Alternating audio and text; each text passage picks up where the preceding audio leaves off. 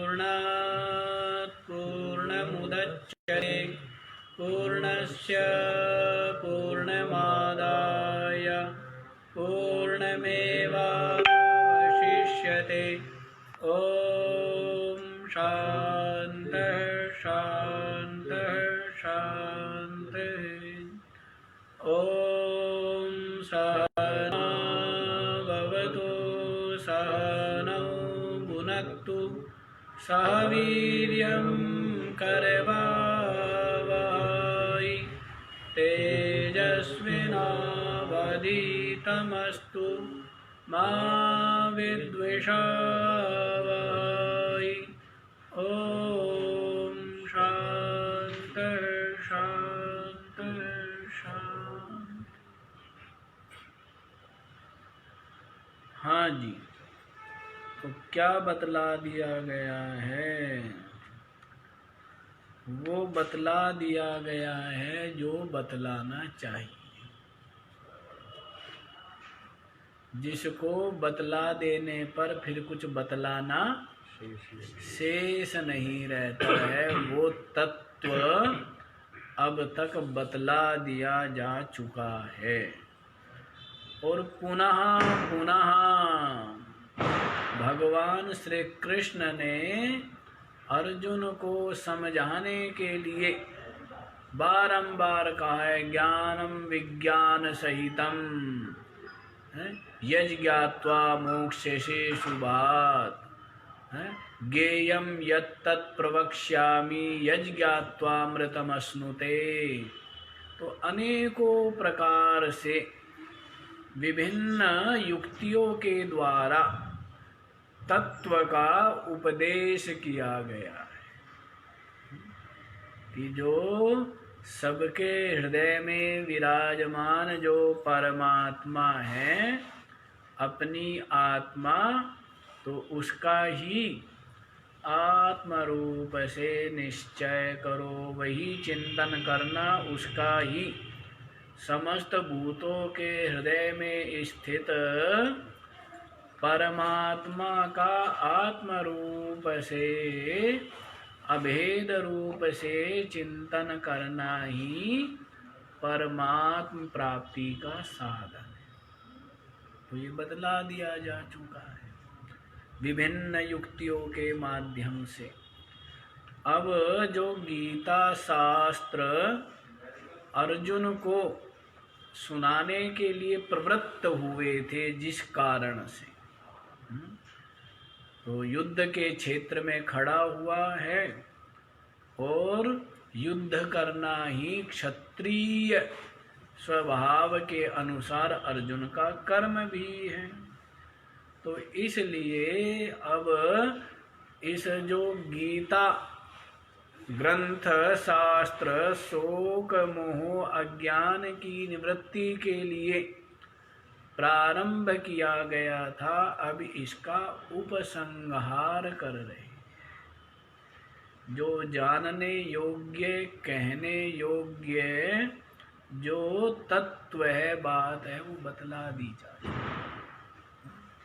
बतला दिया है कि अपनी जो आत्मा है, यही सच्चिदानंद रूप है, यही ब्रह्म रूप है, यही इस संपूर्ण जगत का अधिष्ठान है।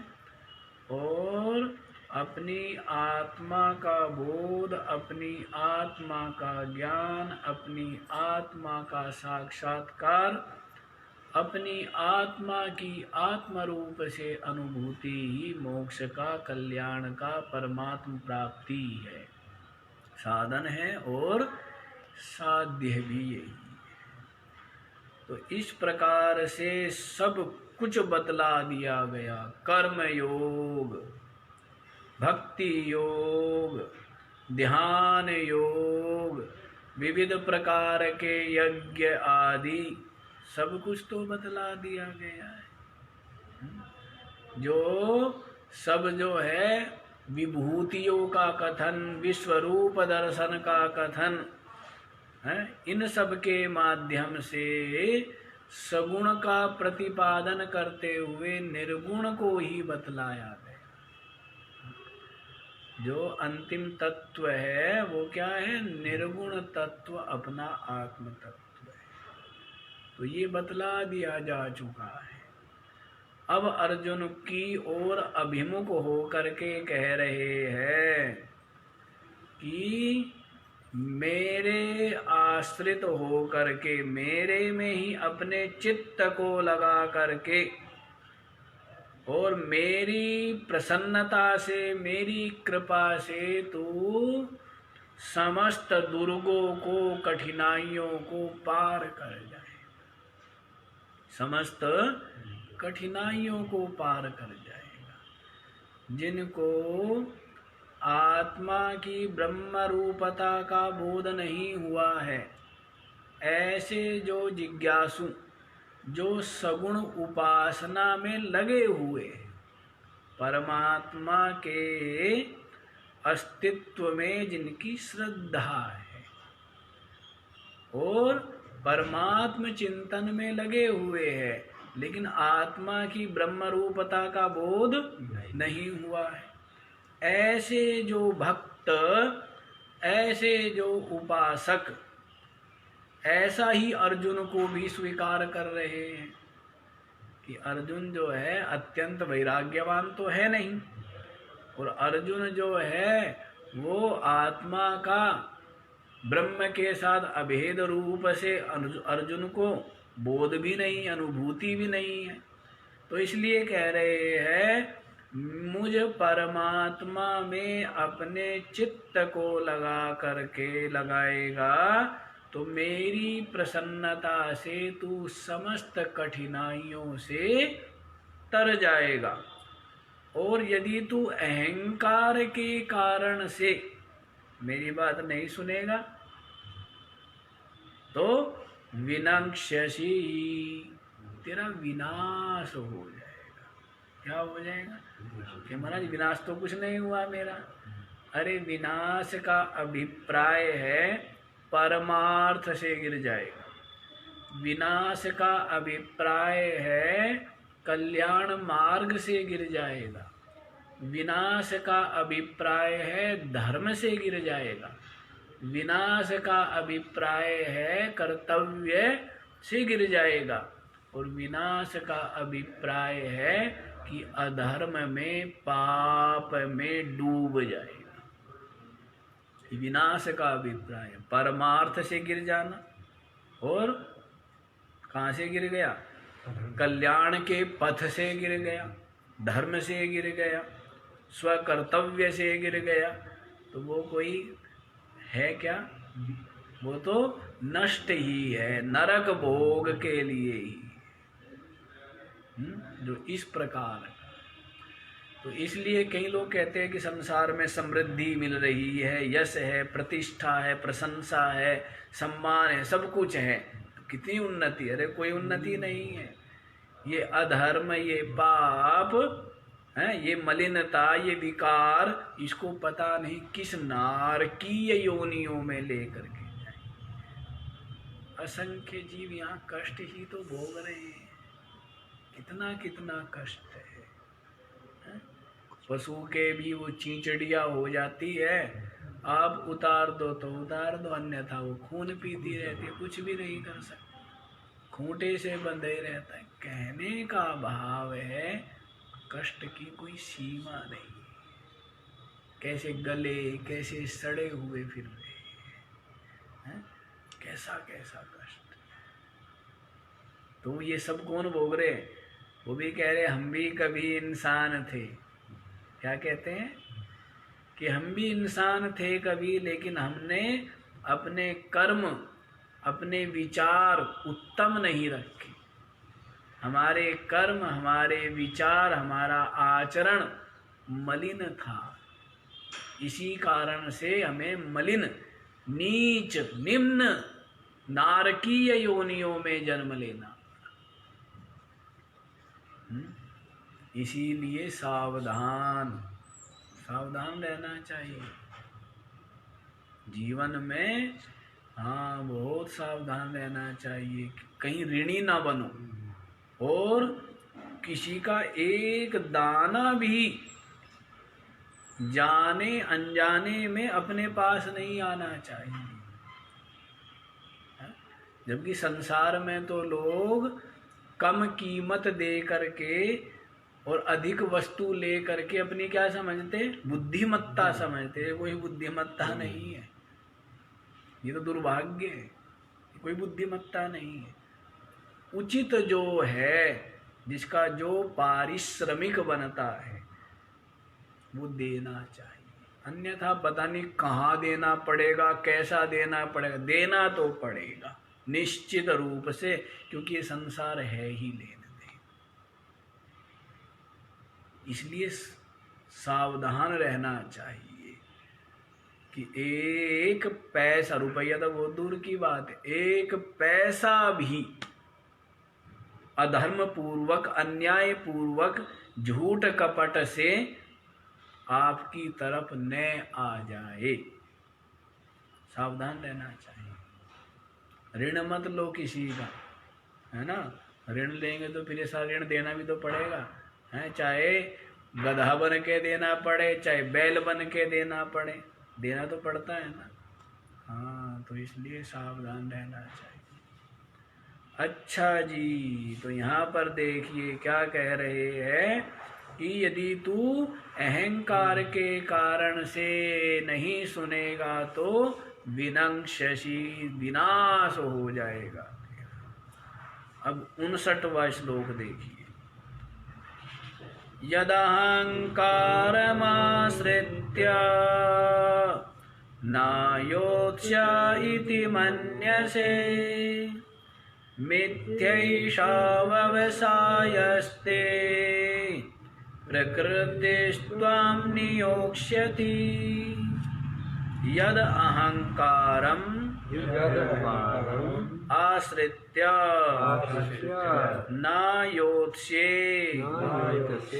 इति मन्यसे मिथ्या एषा व्यवसायः ते प्रकृतिः त्वां नियोक्ष्यति। यद अहंकारम आश्रित्य, यदि तू अहंकार का आश्रय लेकर के न योत्सा इति मन्यसे, मैं युद्ध नहीं करूंगा ऐसा मानता है। पहले कहा था ना, दूसरे अध्याय में कह दिया है अर्जुन ने, क्या कहा है, ना योत्सा इति गोविंदम उक्त्वा तूष्णीम बभूव। अपना निश्चय सुना दिया है अर्जुन ने कि मैं युद्ध नहीं करूंगा, क्योंकि युद्ध करने में जिनके साथ युद्ध करूंगा मेरे स्वजन है, प्रियजन है, युद्ध में मारे जाएंगे। मेरे आचार्य, मेरे पितामह जो मेरे लिए पूज्य है, युद्ध में मैं इनकी तरफ कैसे बाण छोड़ूंगा।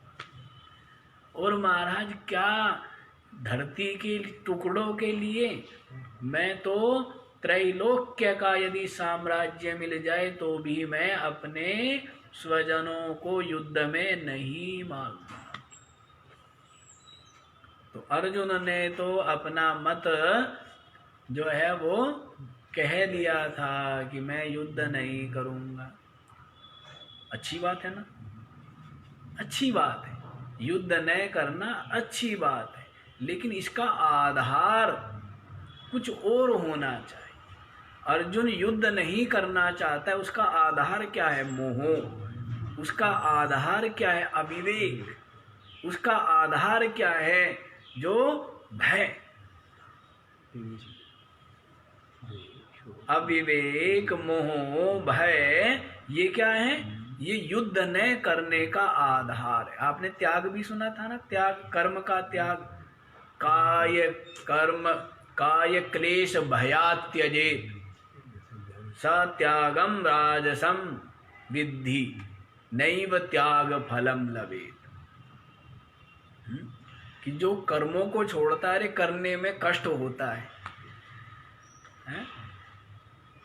करने में क्या होता है, कष्ट होता है, इस कारण से कर्म नहीं करता है, काय को क्लेश होता है। तो ऐसा जो त्याग है वो राजसिक और तामसिक त्याग है। सात्विक त्याग क्या बतलाया था? फल की इच्छा न करते हुए, फल की इच्छा न करते हुए जो कर्तव्य कर्म करना है वो करना चाहिए। फल का त्याग ही वास्तव में त्याग बताया। कर्म का त्याग नहीं बतलाया था। क्या बतलाया था? कर्तव्य कर्म को करते हुए फल का त्याग ही त्याग कहा था, सात्विक त्याग। राजसिक त्याग किसको बतलाया था?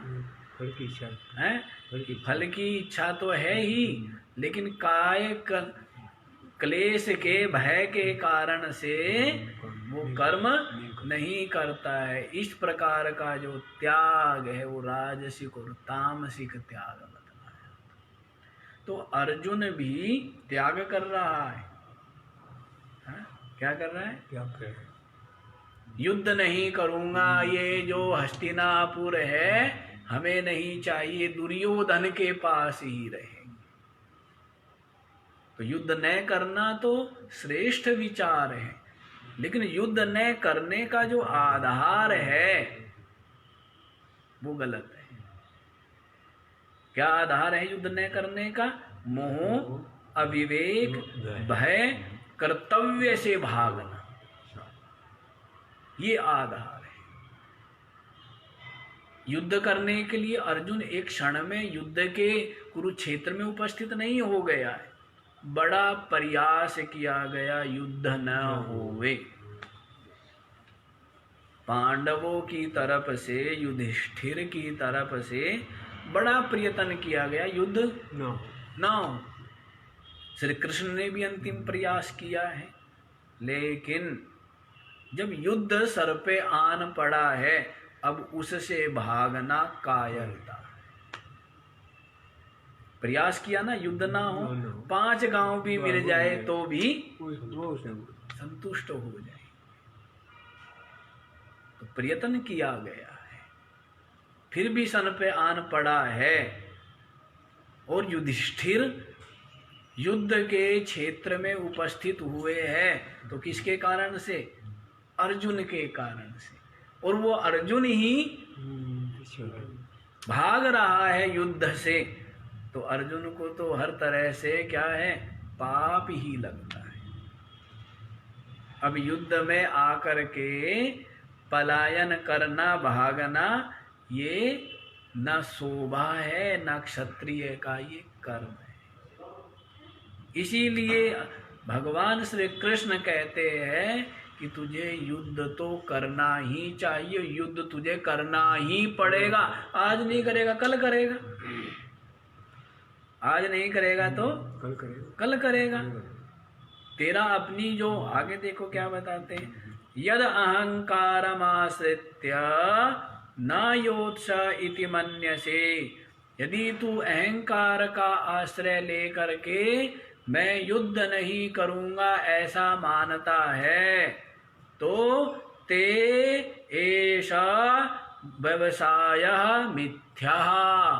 तेरा ये जो व्यवसाय है, निश्चय है, ये मिथ्या निश्चय। ऐसा ते व्यवसाय मिथ्या, ये तेरा जो निश्चय क्या, ये मिथ्या निश्चय। मिथ्या माने झूठा है।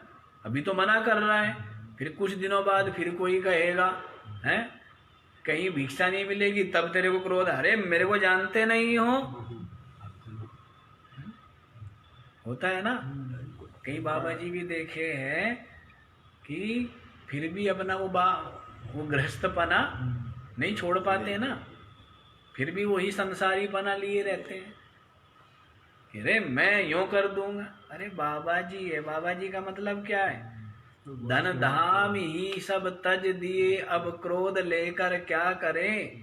और जब ओखली में सर दिया तब मूसलों से, जब सब कुछ छोड़ दिया अब अहंकार और क्रोध का बोझा क्यों सर पे लेके घूम रहा है बावड़े। घर छोड़ दिया है, परिवार छोड़ दिया, धन संपदा छोड़ दी, लेकिन उनका अहंकार लिए भी रहा है ना, मैंने ये छोड़ दिया, मैं इतना त्यागी हूं। तो बोझा अहंकार का बोझा और क्रोध लिए लिए घूम रहा है, तो छोड़ा कुछ भी नहीं। तो वैसे अर्जुन को कह रहे, अभी तो तू कह रहा है अहंकार के कारण मैं युद्ध नहीं करूंगा, लेकिन ये जो तेरा निश्चय है ये क्या है? मिथ्या है। क्यों? प्रकृति ही त्वाम नियोक्ष्यति। ये जो प्रकृति है ना, तेरा अपना स्वभाव, प्रकृति माने ये जो तेरा क्षत्रिय स्वभाव है, ये इतनी सहजता से जाने वाला नहीं।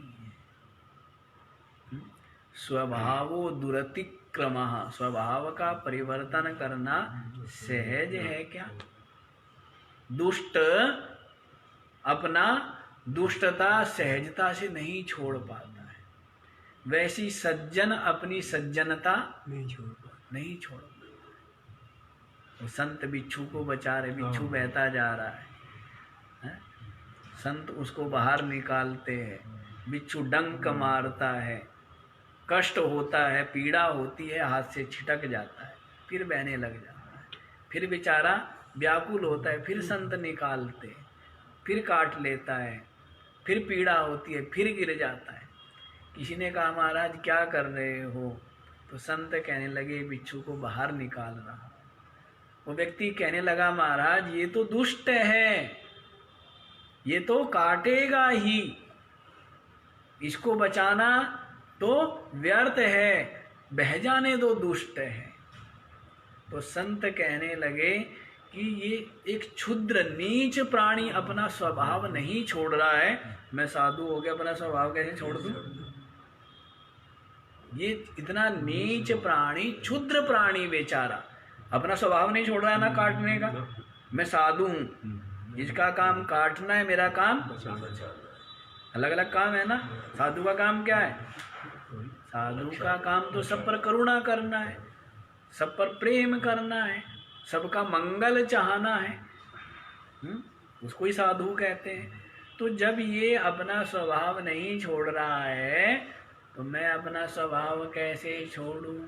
संतन छोड़े संताई, कोटिक मिले असंत, चंदन विष व्यापत नहीं, लिपटे रहत भुजंग। चंदन जो है वो शीतल बना रहता है, विष युक्त नहीं होता, जबकि सांप लिपटे रहते हैं। वैसी संत न छोड़े संताई, संत अपना संतपना थोड़ा छोड़ेंगे। कोटिक मिले असंत, कहते कोई धोबी था, कपड़े फैलाए हुए थे, कोई महात्मा निकले भजन करते हुए, पैर पड़ गया कपड़ों पे, धुले हुए कपड़ों पर। धोबी चिल्लाया, अरे महात्मा क्या करता है? दौड़ा हुआ आया, अपना लठ ले करके गाली देने लगा। तो भगवान कहते हैं भाई, भगवान दौड़े हैं तो फिर वापस लौट गए। तो पूछा जो वहाँ पर गण थे कि जी आप दौड़े थे फिर वापस क्यों आके बैठ गए, वहाँ तक गए फिर वापस क्यों बैठ गए? कहने लगे भगवान कि पहले मैंने देखा कि एक संत को एक जो है धोबी वो गाली दे रहा है, डंडा मार रहा है, पर फिर मैं थोड़ा सा आगे बढ़ करके देखा, मैंने कहा देखता हूं तो क्या दो धोबी लड़ रहे हैं। वो संत ने भी अपना संतपना छोड़ के उसको भी क्रोध आ गया। अब उसको क्रोध आ गया तो अब उसको मेरी आवश्यकता नहीं, दो धोबी लड़ रहे हैं ना।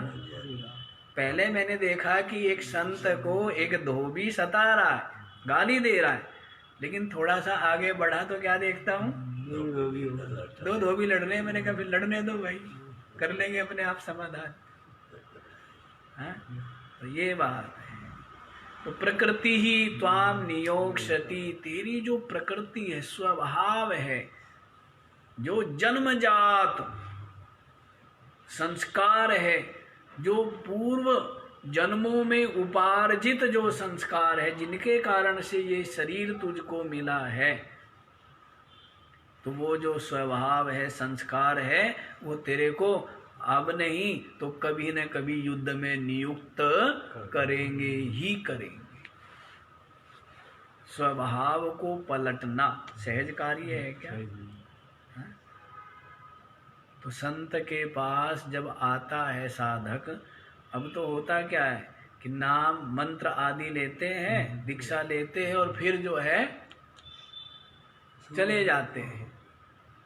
तो संत गुरु चरणों में रह के ये नहीं कि अपना स्वभाव पलटे, अहंकार आदि छोड़े, वासना गलित हो जाए।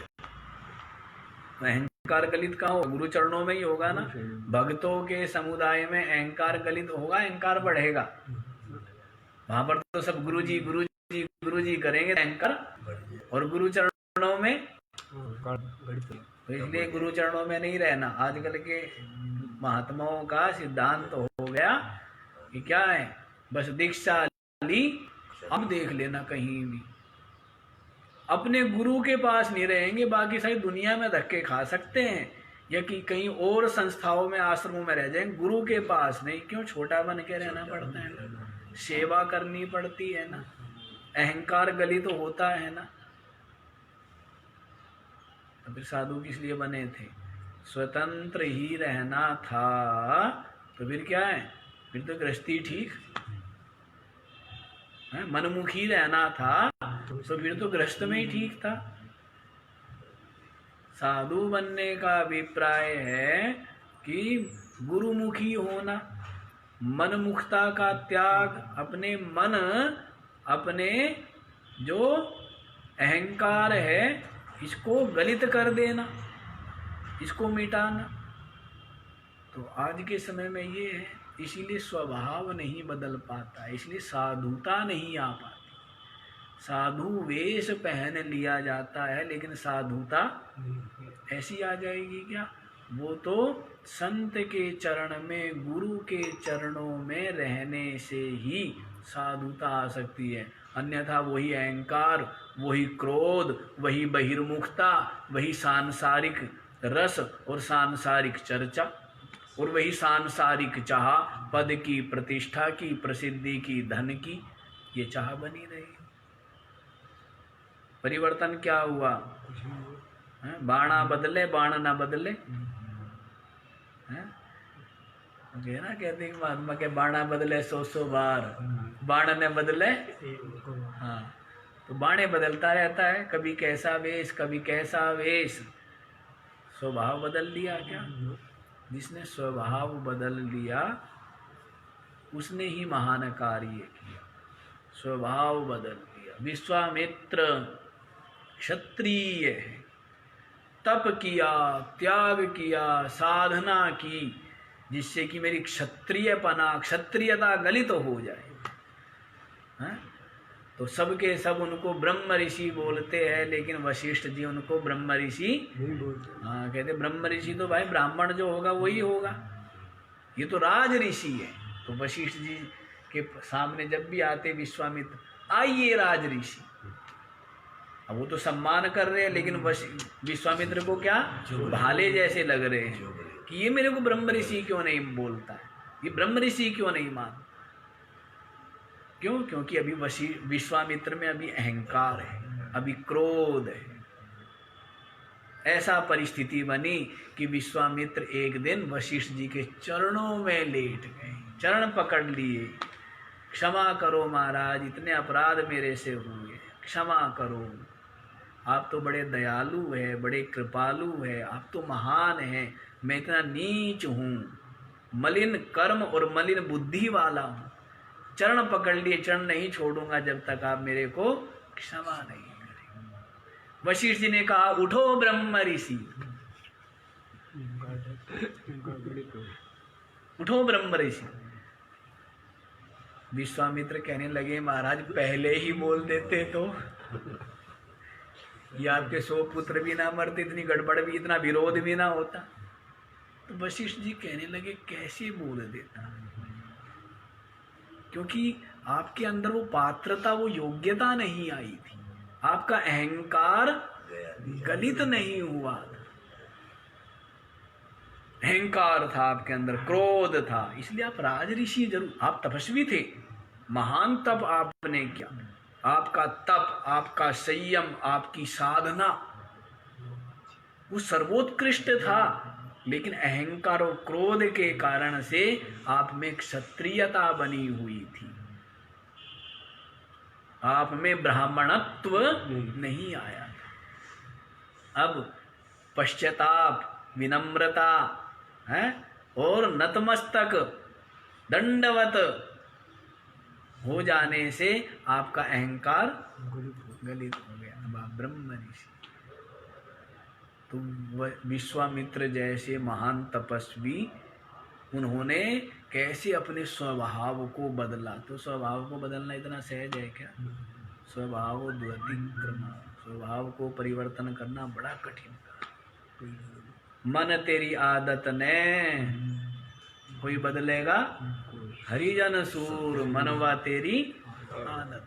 चोर जुआरी क्या बदलेंगे? माया के मजदूर। भांग तमाकू अमल छोतरा रह नशे में चूर। मनवा तेरी आदत ने कोई बदलेगा? हरिजन सूर। तो आदत को बदलना सबके बस की है क्या? कोई बदल पाता है? अपनी आदत। तो अर्जुन को यही कह रहे हैं, मैं युद्ध नहीं करूंगा। यदि तू अहंकार से ऐसा मानेगा तो ये तेरा निश्चय झूठा है, और ये जो तेरे जो प्रकृति है, स्वभाव है, ये तेरे को युद्ध में नियुक्त करेगी ही। आगे वाला श्लोक देखो जी। स्वभाव जेन कौन्तेय निबद्धा स्वेन कर्मणा कर्तुं नेच्छसि यन्मोहात् करिष्यस्यावशोऽपि तत्।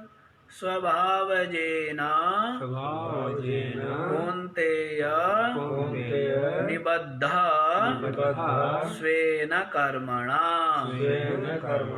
कर्तुं न इच्छसि यद् मोहात् करिष्यसि अवशः अपि तत्। हे कौन्तेय, हे कुंती नंदन, कुंती का पुत्र है ना, तो क्षत्राणी का पुत्र है। क्या है? क्षत्राणी का पुत्र है। जैसे तेरी माता ने कभी धर्म का, कभी मर्यादा का, कभी संयम का परित्याग नहीं किया है, उसी प्रकार तू भी तो क्षत्रिय है ना। तू अपने क्षत्रिय पने का परित्याग इतनी सहजता से कैसे कर देगा? तो इसलिए कौन्तेय, कुंती नंदन अर्जुन, ये स्वेन स्वभावजेन कर्मणा निबद्धा। क्या है? सभी जो क्या बतलाया है? प्राणी स्वभावजन्य जो कर्म है। स्वभाव क्या है क्षत्रियों का? सूरता आदि, शौर्य, साहस, बल, उत्साह, निर्भयता, ये क्या है? ये क्षत्रिय का बतलाया था ना। क्षात्रम कर्म स्वभावजम, क्या बतलाया था? हाँ, क्षत्रियों के कर्म बतलाए थे ना। क्या बतलाए थे? हाँ जी, शौर्यम तेजः धृतिदाक्ष्यम युद्धे चाप्य पलायनम दानमीश्वर भावश्च क्षात्रम कर्म स्वभावजम। शौर्य का होना, बल, तेज, धृति, दक्षता, युद्ध में पलायन न करना, दान, ईश्वर भाव, शासन करने का भाव। तो ये क्या है? क्षत्रिय के कर्म बतलाए गए थे। तो स्वेना स्वभावजेना कर्मणा निबद्धः। अर्जुन तुम अपने स्वभावज जो जन्मांतरीय जो संस्कार है, कर्म है, उनसे तुम बंधे हुए हो। उनसे तुम क्या हो? बंधे हुए हो। और यद मोहाद कर्तुम न इच्छसि, यदि मोह के कारण से तुम नहीं करोगे तो, यदि मोह के कारण से तुम नहीं करना चाहते हो कर्म, तो अवशः अपि तत्करिष्यसि, तो वह जो कर्म है तुम्हें अवश्यमेव परवश हो करके कल करना पड़ेगा। हे अर्जुन, अपने स्वभावज जन्मजात कर्मों से तुम बंधे हुए हो, और यदि मोह के कारण से तुम कर्तुम न इच्छसि, तुम नहीं करना चाहते हो, अवशः तत् अपि करिष्यसि। अवशः माने परवश हुए हुए, अपने प्रकृति, अपने स्वभाव के परवश हुए हुए तत्करिष्यसि, इसको तुम्हें करना ही पड़ेगा, तुम करोगे ही। आज नहीं कर रहे हो लेकिन कल करो। हाँ, जैसे आज सहन कर लिया, कल सहन कर लिया, परसों सहन कर लिया, लेकिन एक दिन क्या करेंगे? अच्छा है, रोज रोज का ही हो गया भाई, बहुत दिन हो गए अपमान सहते सहते, चलो आज अखाड़े में, है ना। तो बहुत दिन तक कहते आज तू नहीं करना चाहता है, लेकिन अपने स्वभाव से परवश हुआ हुआ तत् अपि करिष्यसि, तू अवश्यमेव करेगा ही। आज मोह के कारण, अविवेक के कारण, क्योंकि स्व कर्तव्य का निर्णय नहीं कर पाता है व्यक्ति। ये जो ज्ञान है, बिना सज्जनों के, बिना संत पुरुषों के, बिना शास्त्र अवलोकन के स्व कर्तव्य का निर्णय हो सकता है क्या? कि मेरा कर्तव्य क्या है, मेरा क्या कर्तव्य है, पता ही नहीं है व्यक्ति को। पता है क्या? बस लगे हुए हैं मोह अज्ञान में, दौड़ रहे, कर रहे हैं। लेकिन क्या है? स्व कर्तव्य का बोध नहीं है। कैसे होवे स्व कर्तव्य का बोध? सज्जनों का संग करे, संत पुरुषों का, वृद्धों का संग हो, शास्त्रों का यदि पठन पाठन किया है, तभी तो पता लगे कि मेरा कर्तव्य क्या है, मेरा वास्तविक कर्तव्य क्या है। मनुष्य मात्र का जो अंतिम कर्तव्य, वास्तविक कर्तव्य, वो तो है परमात्मा प्राप्ति। उसके अतिरिक्त देश के प्रति कर्तव्य, समाज के प्रति कर्तव्य है, अपने कुल गोत्र के प्रति कर्तव्य, अपने परिवार के प्रति कर्तव्य है, अपने शरीर के प्रति कर्तव्य। इस प्रकार से क्या है? कर्तव्यों से बंधा हुआ है, इसका कर्तव्य है। आज किसी को अपने कर्तव्य से मतलब नहीं, मतलब किससे? स्वार्थ से। पानी चल रहा है, बह रहा है तो बहने दो, यदि मोटर 10-20 मिनट चल भी गई फालतू, क्या फर्क पड़ता है। ये नहीं विचार करता तेरे पास तो कोई कमी नहीं है। लेकिन ऐसे भी लोग हैं जहाँ ना बिजली पहुँच पाती है और न पानी की एक एक बूंद के लिए तरस रहे हैं, लेकिन इनको कोई मतलब नहीं। खूब भोजन थाली भर के मिल रही है ना, हैं, तो उसका मूल्य नहीं समझते। भोजन करेंगे तो भी इतना भोजन छोड़ देंगे कि दूसरे व्यक्ति का आधा पेट भर सकता है। ये नहीं समझते कि एक अन्न के दाना, इसके पीछे प्रकृति ने कितना मेहनत है, प्रकृति का कितना परिश्रम है, एक किसान का कितना परिश्रम है, भूमि का कितना परिश्रम है, प्रकृति का कितना परिश्रम है, और साथ ही साथ मजदूरों का कितना परिश्रम है। उसके पश्चात तब उन माताओं ने चूल्हे पर अग्नि का ताप सहा है, उनका कितना परिश्रम है, तब जा करके वो दाना आपकी थाली में आया है।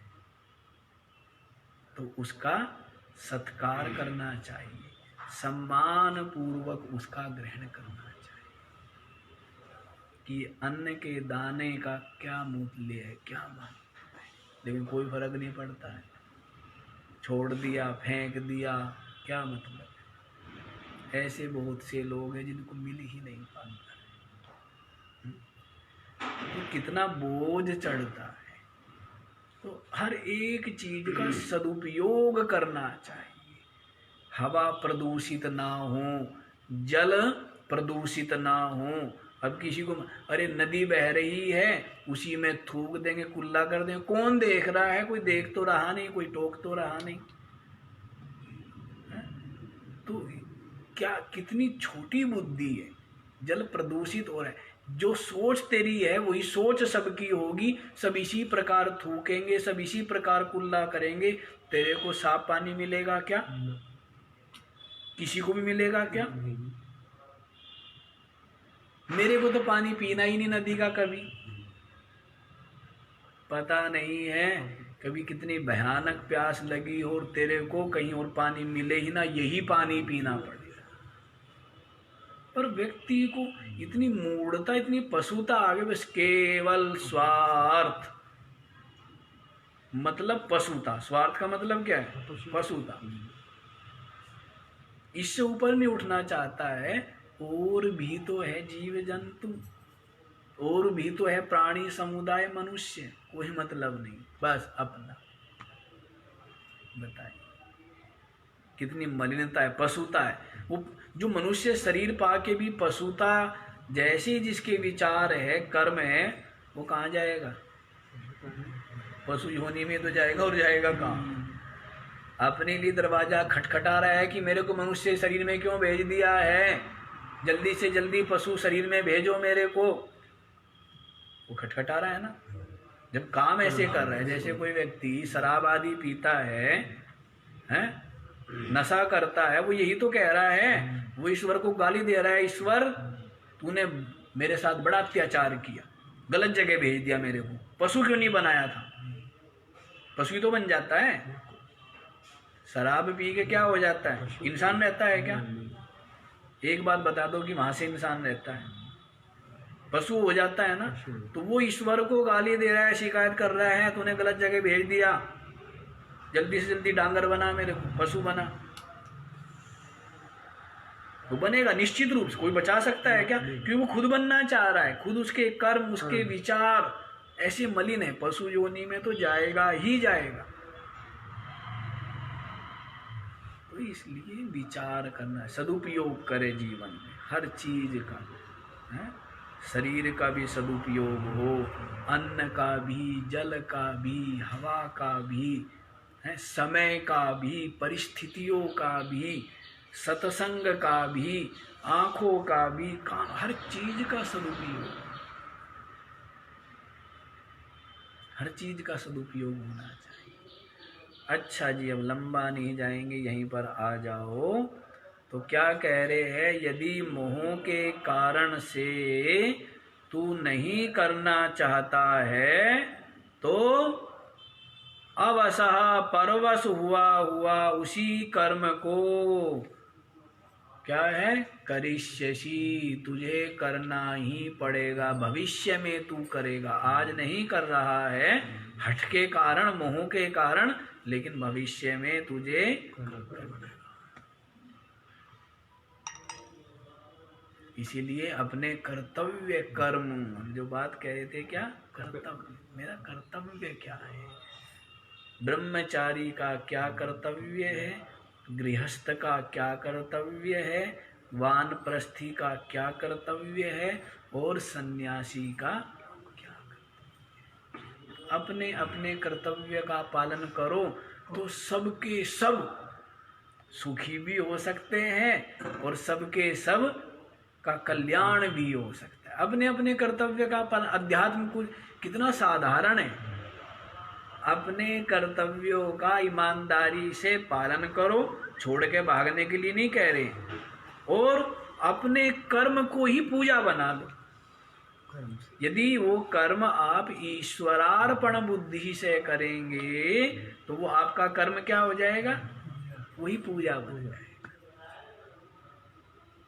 उसके पश्चात वो कर्म निष्काम भाव से करते करते हृदय शुद्ध हो जाएगा।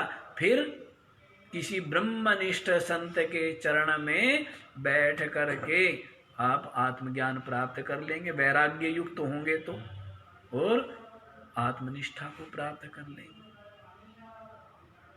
तो आरंभ में तो जिसको कर्म योग बोला है वो क्या है, अपने कर्तव्य शास्त्र विहित शुभ कर्म को कर्ता भाव फल की इच्छा से रहित हो करके करना, यही क्या है, यही कर्म योग है, यही साधना है। ठीक है, हाँ जी। आगे देखो, आगे क्या बतलाते हैं। ईश्वरः सर्वभूतानां हृद्देशेऽर्जुन तिष्ठति भ्रामयन् सर्वभूतानि यन्त्रारूढानि मायया। ईश्वरः सर्वभूतानां हृद्देशे अर्जुन तिष्ठति भ्रामयन् सर्वभूतानि यन्त्रारूढानि मायया। ईश्वरः सर्वभूत, हे अर्जुन, संबोधन क्या किया है, हे अर्जुन, जिसका अंतःकरण सरल है, जिसके अंदर कपट नहीं, जिसके अंदर माया नहीं है, छिपाव नहीं है, दुराव नहीं, निश्चल।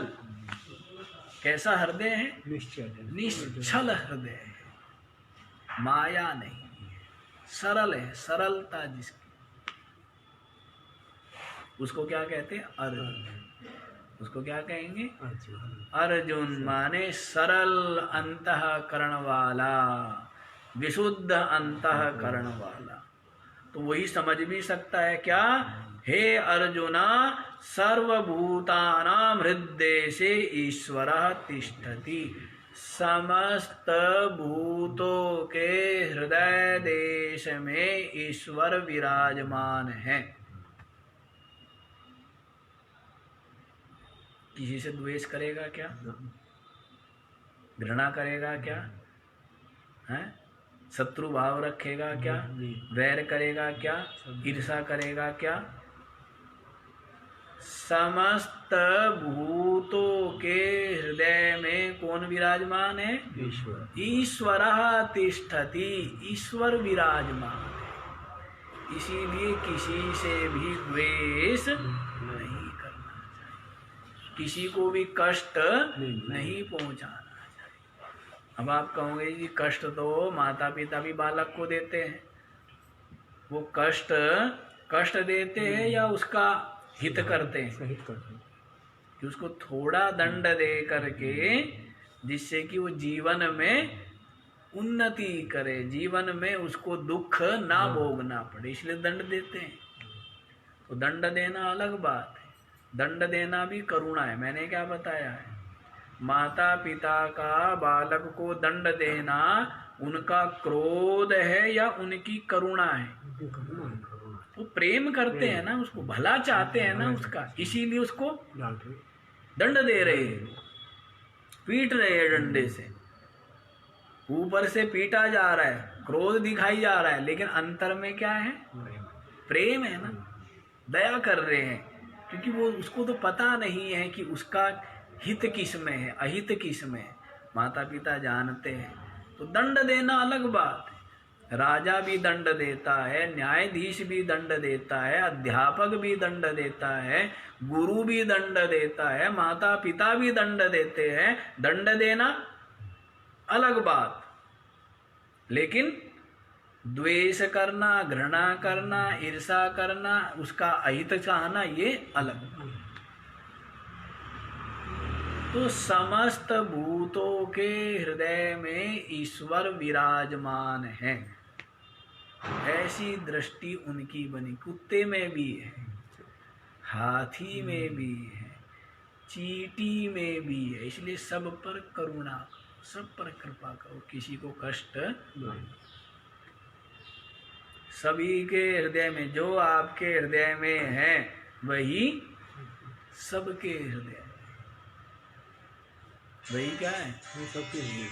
वही सबके हृदय में विराजमान, जो आपके हृदय में विराजमान। इसलिए किसी से भी द्वेष नहीं, सबके प्रति करुणा का भाव होना चाहिए। सबके प्रति क्या होना चाहिए? करुणा का भाव, करुणा का भाव होना चाहिए।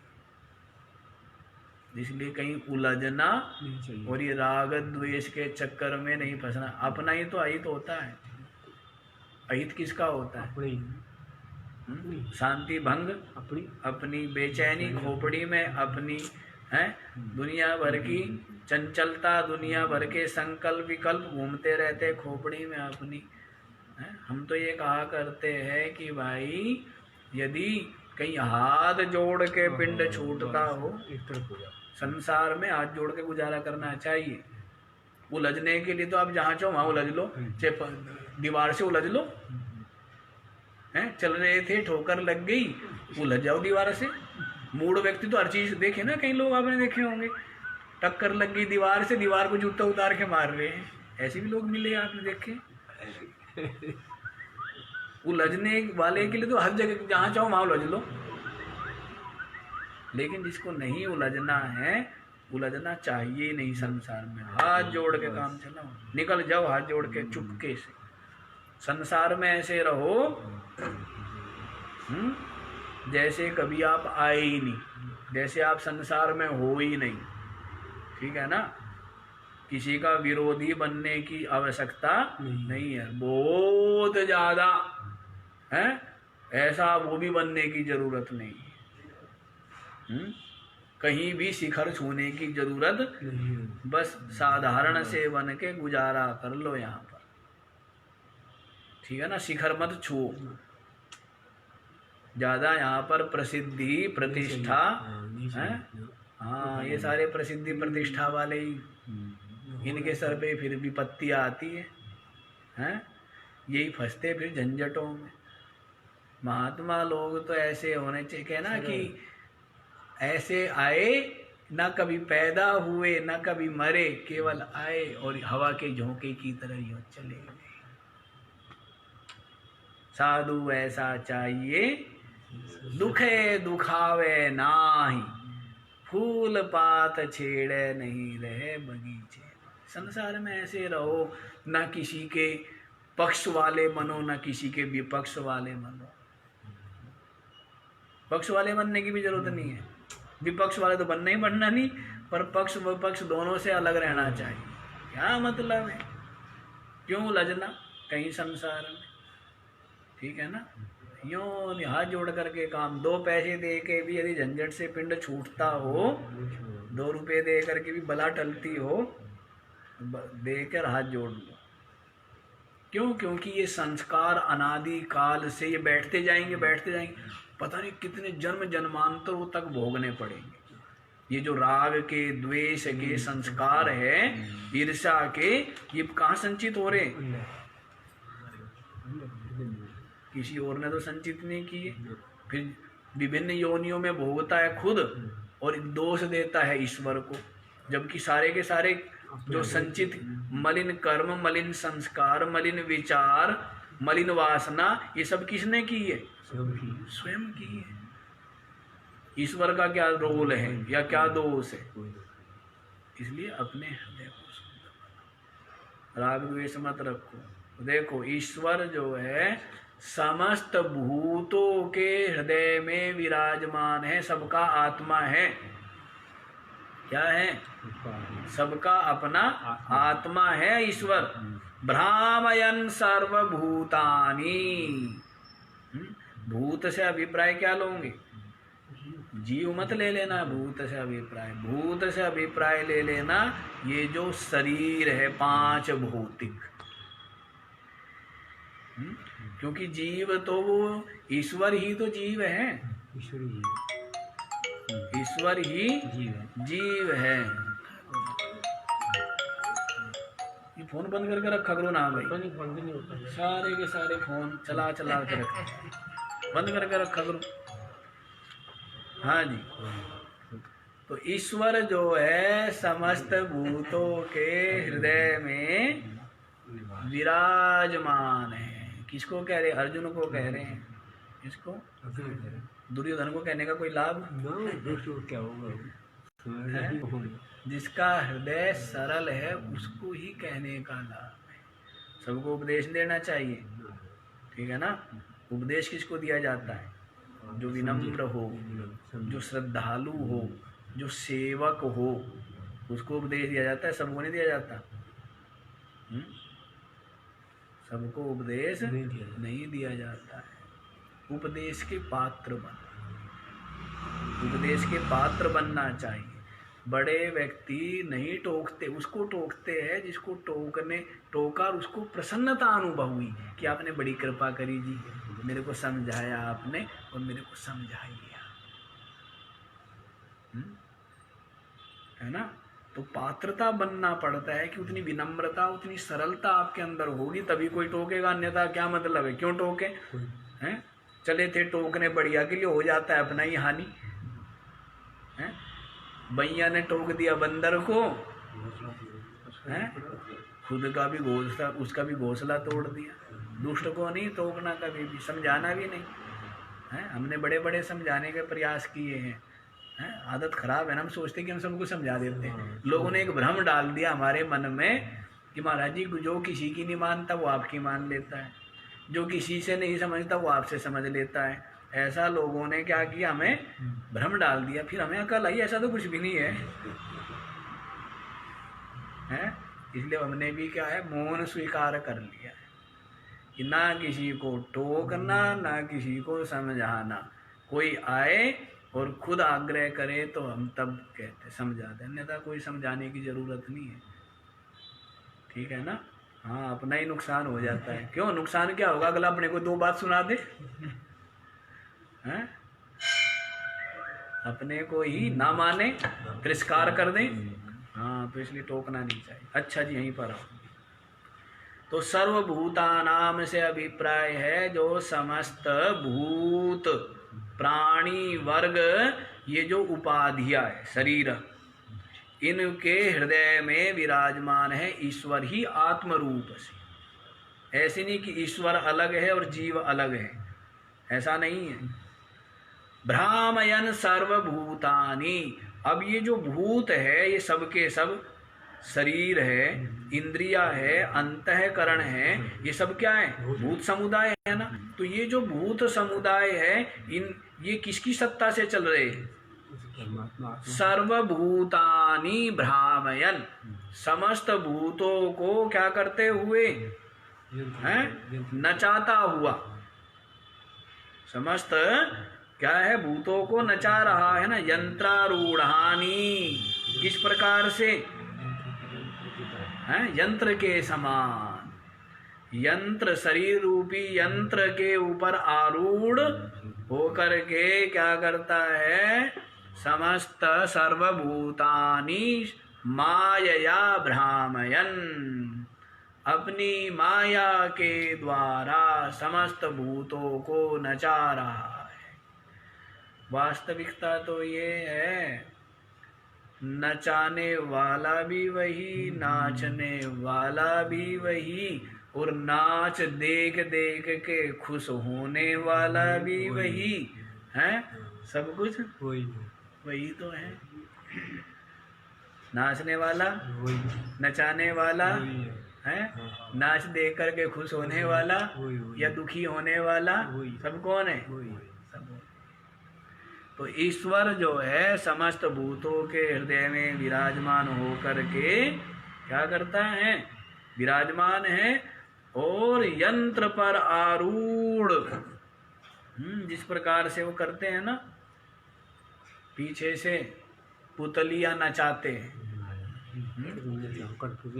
कठपुतलियां, और पर्दे के पीछे से वो क्या करता रहता है? धागों से वो नाचती रहती है, सब देख रहे हैं कि पुतली नाच रही, लेकिन नचाने वाला।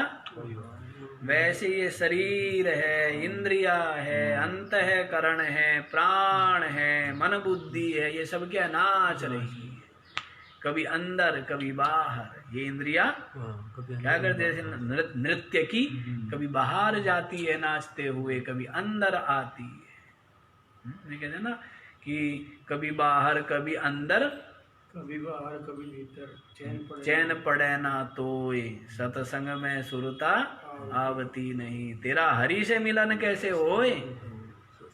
हैं, ये बुद्धि जो है नाचती रहती है ना संसार में, विविध प्रकार के नाच। अब ये चाहिए, अब मेरे को जो है मिठाई चाहिए, थोड़ी देर में धन चाहिए, फिर सम्मान चाहिए, फिर स्त्री पुत्रादि चाहिए, फिर क्या ये चाहिए, फिर वो चाहिए, और फिर ये चाहिए, और फिर हाँ, बस यही नाचता रहे,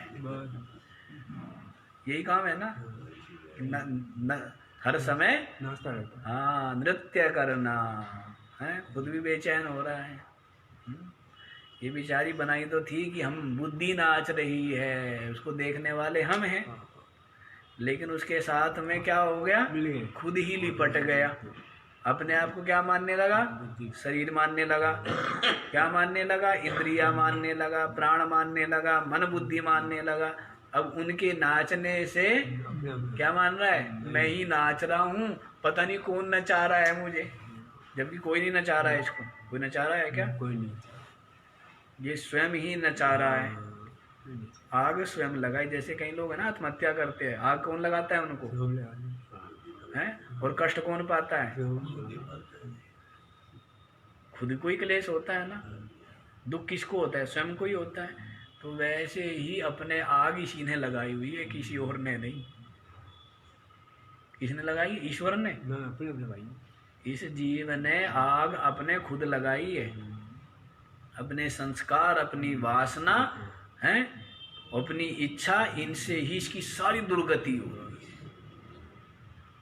कोई किसी ईश्वर ने इनकी कोई दुर्गति नहीं की हुई है।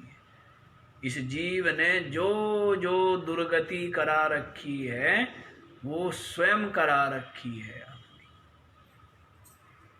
वैसे ही मलिन विचार, मलिन संस्कार, मलिन कर्म, मलिन आचरण, तो उससे क्या है? पाप ही पाप, और उसका फल क्या है? दुख ही दुख। तो दुख भोगता है। तो दुख भोग इसका स्वयं का ही कर्मों का फल है, और सुख भोग भी सब कर्मों तो सब इसका ही किया हुआ है। यदि मिल गया खारा खारा खाने को, तो वो भी स्वयं का ही है ना। कि अब क्या करेला खाना पड़ता है जी, और पहले मिठाई खाता था, मलाई खाता था। तो अब करेला क्यों खाना पड़ रहा है? खुद के कारण से ना, कि खाया खाया, शरीर से परिश्रम किया नहीं, शरीर को हिलाया नहीं, इसलिए अब क्या खाना पड़ेगा? करेला। तो क्या जी, मीठा खाया तो इसने, मिठाई खाई इसने, शुगर मेरे को हो गया। ऐसा होता है क्या? मीठा खाया है तो इसलिए क्या कर? हाँ, खारा भी खा। तो स्वयं का ही किया हुआ है ना सब कुछ। चलो जी, समय भी हो गया, बाकी का विचार हम लोग कल करेंगे। अब तो पूर्ण होने में ही है, और 4-5 दिनों में इतना ही। ओम पूर्णमद पूर्णमिदं पूर्णात् पूर्णमुदच्यते पूर्णस्य